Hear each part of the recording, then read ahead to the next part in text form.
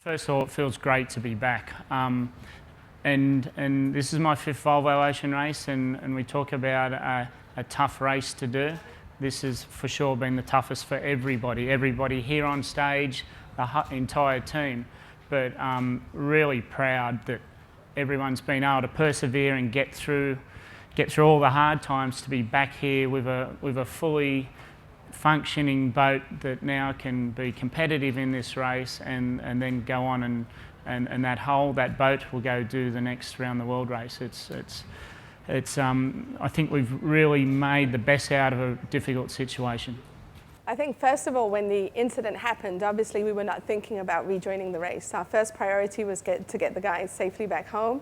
And then second of all, the equal priority I would say was to clean up the reef. So to go back and make sure that we left everything in good condition. And it wasn't until actually Nico and Coxie went back to the reef to salvage the then wreck off the reef that we actually realized that there was a possibility that we could repair the boat and come back. And as soon as we saw that there was a remote possibility, then we were all in.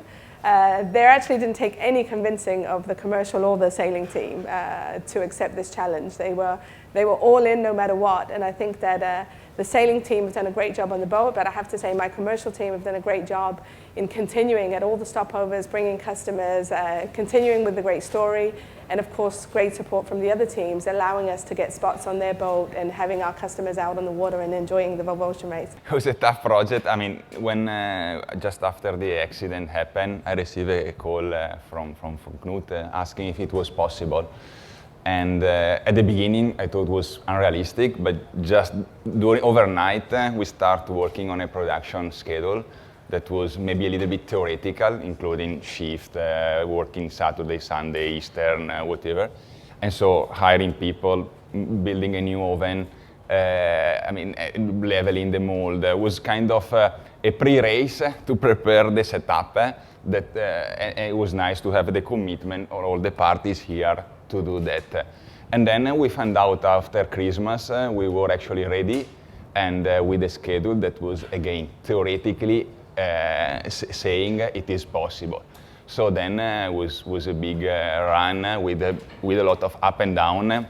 I remember a few moments where we were really down, but now seeing the boat here in the water is emotional feeling.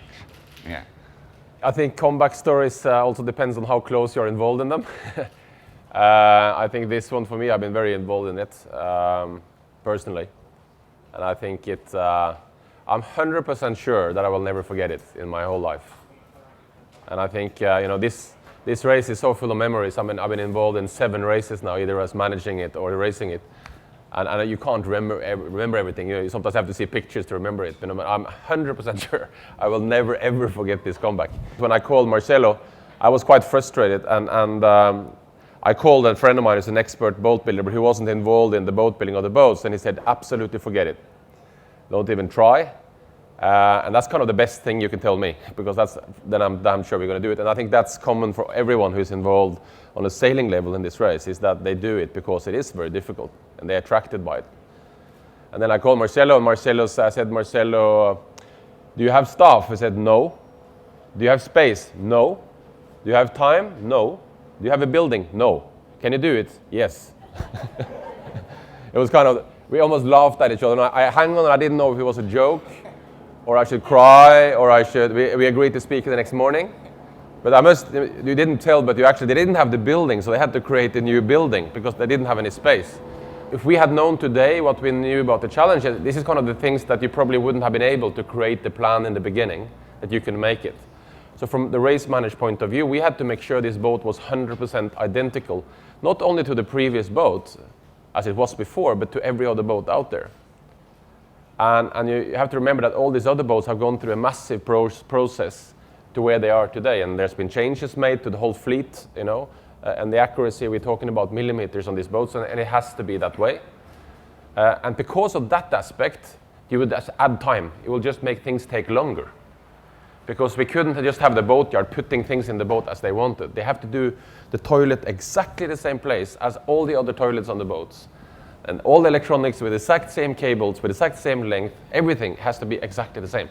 it's an extraordinary project, and yeah, the stories will live forever, I think, about this comeback. So it's probably one of the biggest ones ever in sailing, I think. I think involvement is high because you say as sponsors, yes, we're going to do this and we're going to come back to the race. I think that shows engagement, and then you have to follow through as well. So that whole process with ups and downs, I think you have that as a sponsor as well, and you have to stick to it and be determined to follow it through. The role, obviously, of Powerhouse is a bit different than Vestas' role, as also the team management and naming sponsor. But then again, also from a Powerhouse perspective, it was about no thought of giving up and just following it through and being engaged to the end and making sure this boat is here in the water, well equipped and well prepared.